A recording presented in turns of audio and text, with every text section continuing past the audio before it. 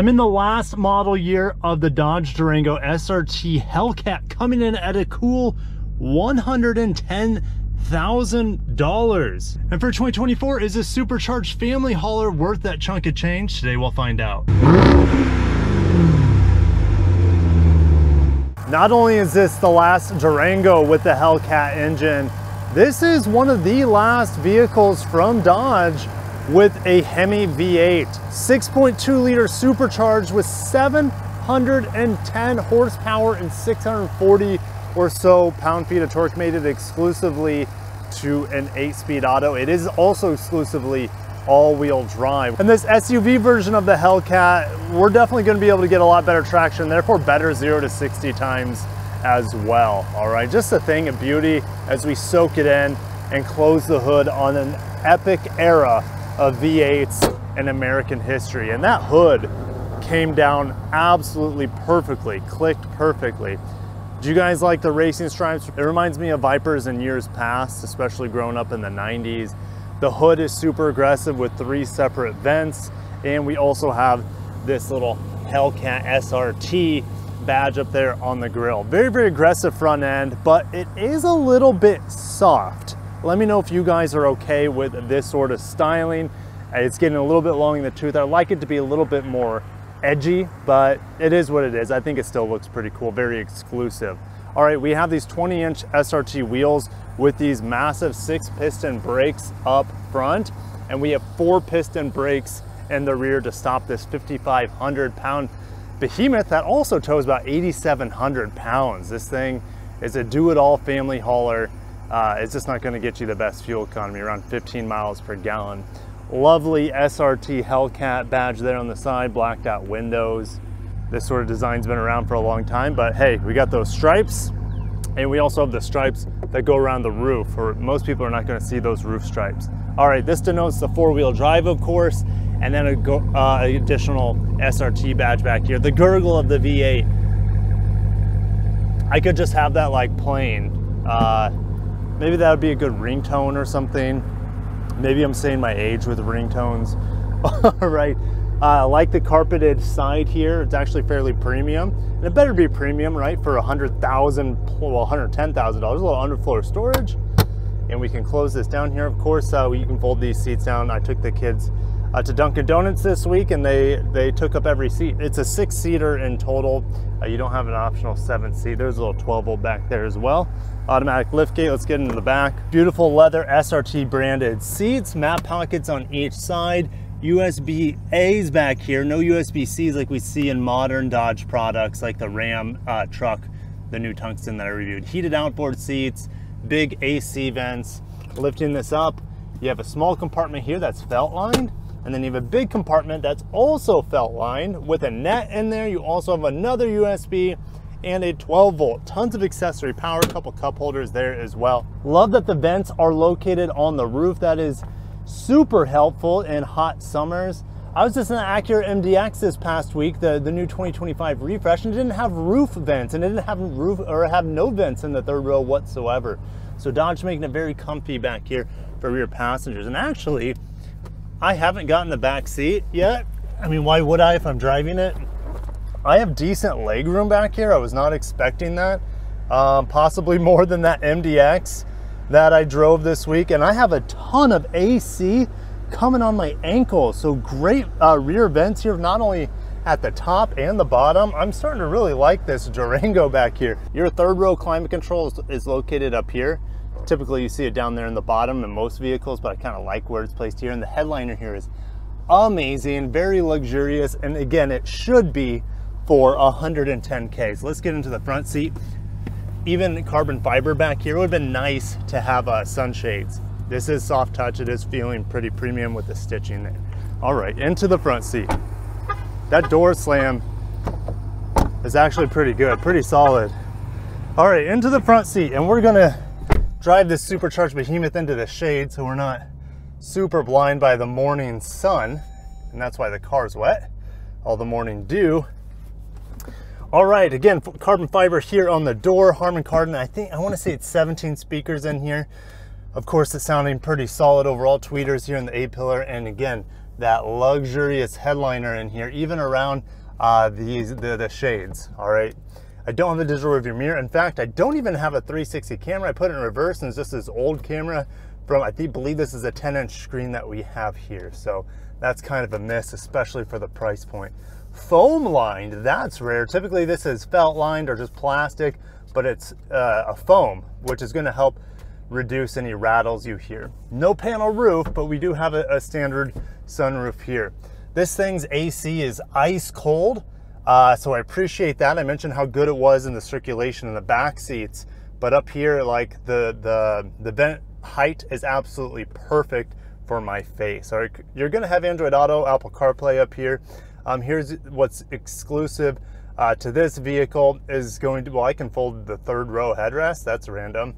But here is your performance pages, race options. You can customize all of this good stuff. And also you have the SRT button right here, which is going to get you into different driving modes. All right, it's an auto right now, and you can even customize auto. So not really playing with that today, but we will get into sport mode and maybe do a 0 to 60 here and be a little bit reckless.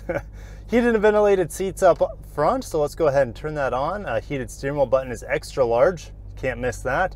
You also have a launch button here to help assist with your fast 0 to 60s or quarter-mile times. This thing can rattle off a fast quarter-mile, of course. Volume knob here, fan control, tuning knob, absolutely perfect setup. It is a bit ugly looking, but it is functional, and that's the most important thing.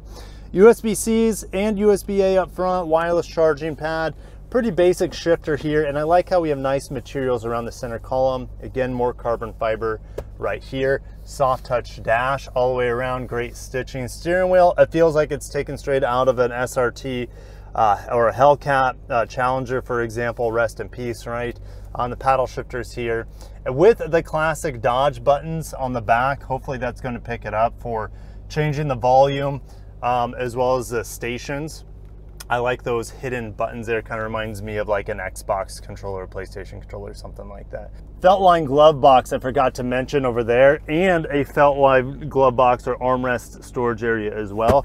And you have a smaller one that's also felt-lined. So Dodge has given us really nice materials and places that are typically unseen. Well done. And a little head and 12 volt over here for the passenger. And I think I'm ready to start driving the incredible Hellcat Durango. My tires aren't warm. I'm not going to use the launch mode. I'm just going to torque brake it to about 2,000 RPM. Gosh.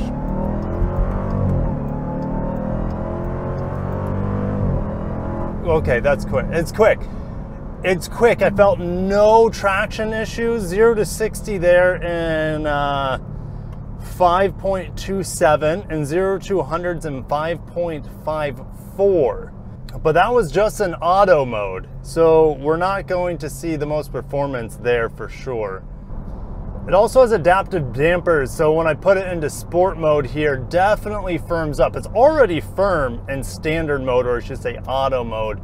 And here we have an even firmer suspension, which you're going to need, right, for this sort of high performance.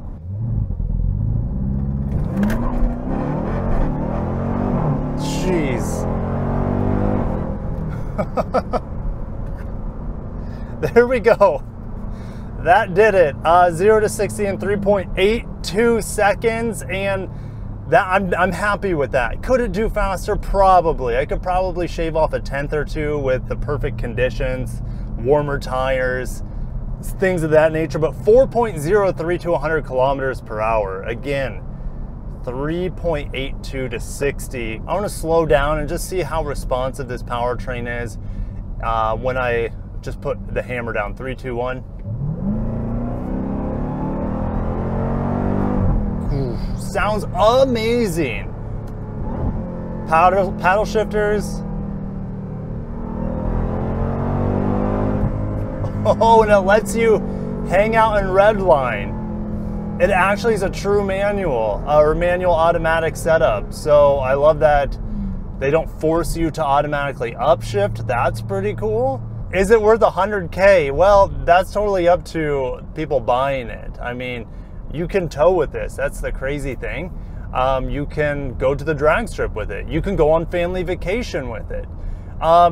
The only thing I can kind of compare this to would be the Escalade V. And you know what? I feel like this is a bargain compared to the Escalade V. The Escalade V, yes, it's body on frame, it's a little bit bigger. It sounds better than this, has more, I guess, customizable active exhaust than this. The ride quality is better on the Escalade V. But this is kind of like the poor man's Escalade V. And I say that in jest because it still costs $110K while how this one is equipped. So absolutely fantastic. This thing is going to hold its value, I feel, pretty well on the used market too. So I don't think you're going to, especially if you get the last model year here, you're not going to lose a lot of money over time. And if you do, hey, that's okay, especially if you're driving it, because you're going to feel like what this vehicle gives you, it's worth the money you paid for it. Now, the brake pedal feels like it's pretty mushy to me, in my opinion. Yeah, the brake pedal in here, I'm not saying that this vehicle doesn't stop well. I'm pretty sure it does. It just, I don't have that bite or feedback that I have, that I want to have in this brake pedal. Now, some people complain about the supercharger whine.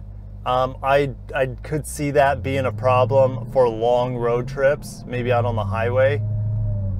But it doesn't bother me, to be honest. I think it adds to the character of this vehicle. And I don't think it's quite as loud as some of the Hellcats I've driven with the supercharger whine.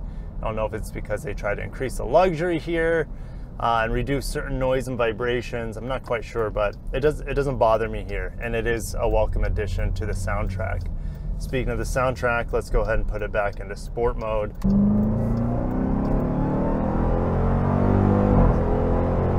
Gosh. It's an American dream. That is for sure. The American dream. We'll go back to auto. And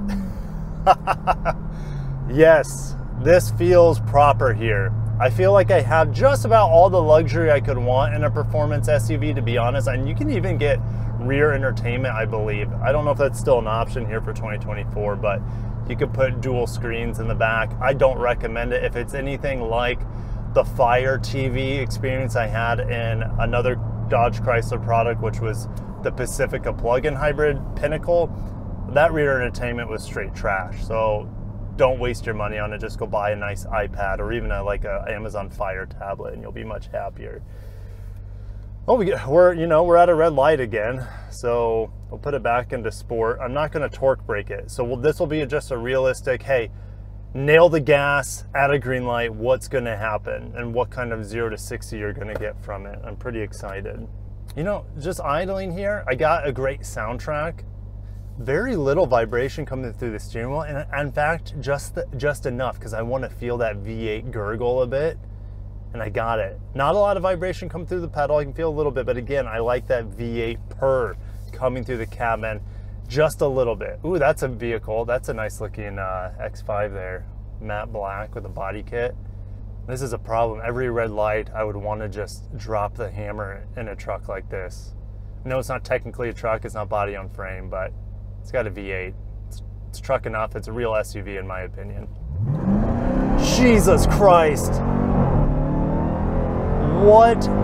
That was no torque brake. It just completely flew off the line.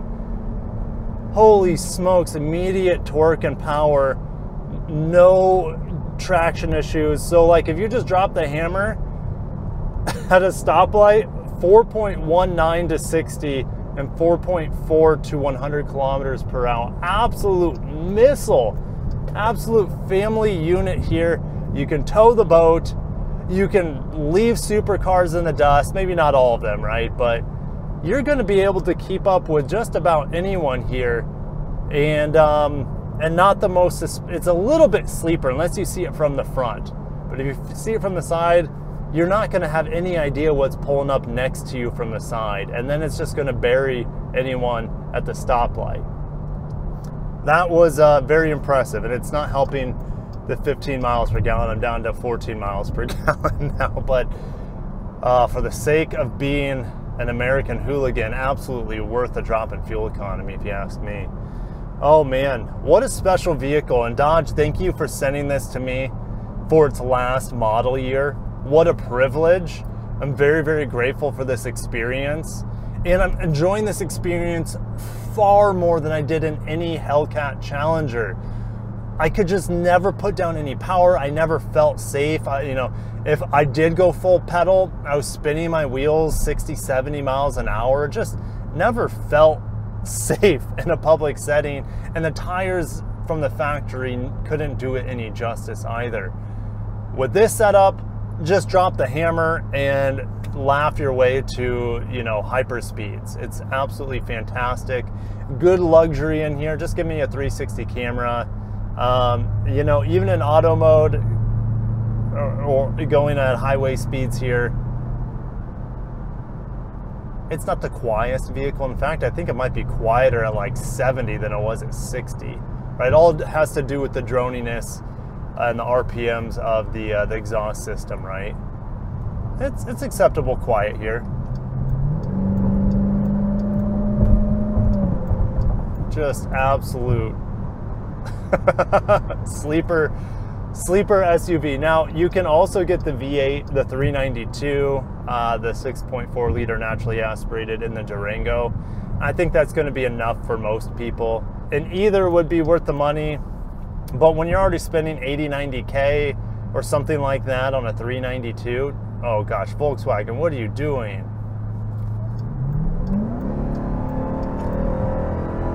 Just absolute, people are just absolutely clueless. And maybe they thought it was a minivan from up front, right? That's always a possibility.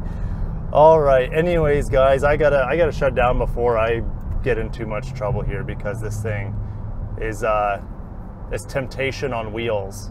Pack the family in, oh man, hit the brakes due to traffic, and that's the thing. Back to reality, no longer endless straights in front of me.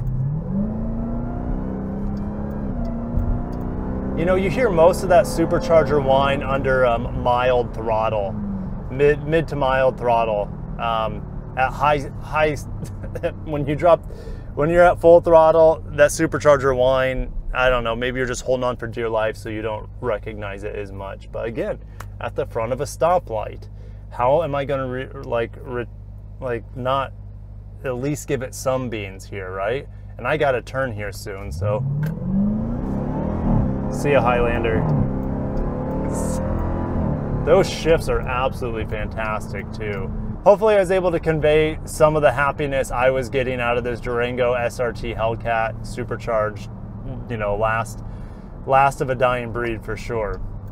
So hopefully my smile can translate through the interwebs, through YouTube. Thank you guys, and again, thank you to Dodge for sending me this piece of American history. I'll catch you guys in the next one. Have a good one. Peace.